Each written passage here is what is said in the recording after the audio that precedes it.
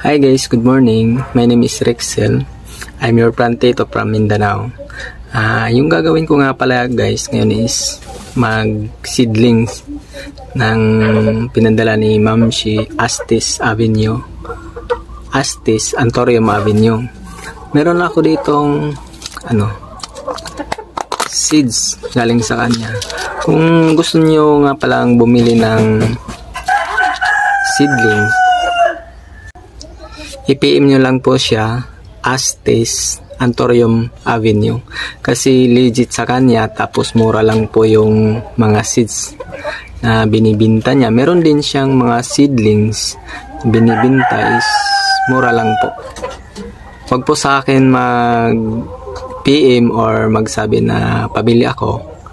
Ilagay ko na lang yung pangalan niya dito para ilagay ko sa taas para ma-message nyo siya. Direct PM po kayo kung gusto nyong bumili ng mga Antorium seeds or seedlings. Ito po.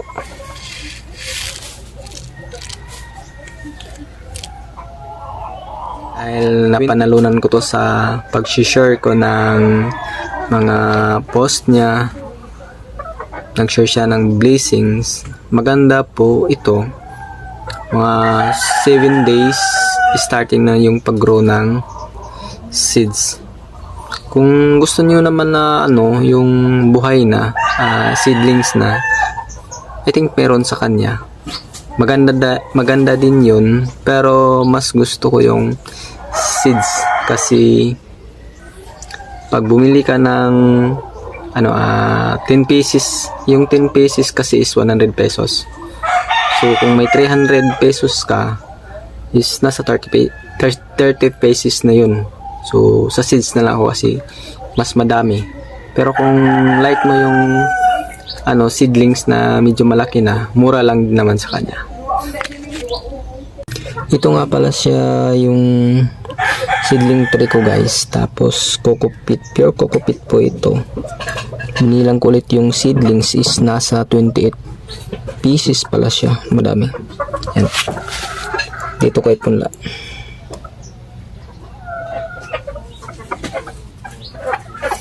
Hindi po siya pwedeng ibaon kasi napakalit yung seeds. Tapos yung pag-grow niya, matagal siyang makatubo.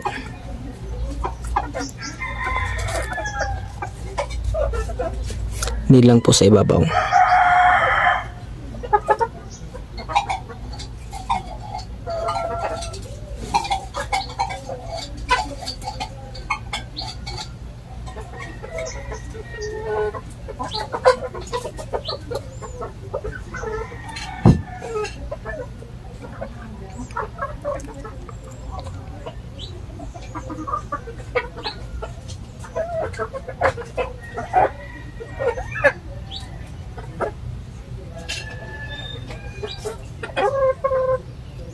Siguro nasa 30 pieces to kasi hindi ko na pagtanggal ng naayos kahapon.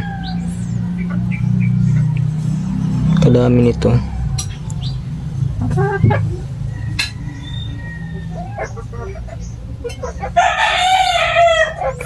Yung albo nga pala guys hindi nabubuhay.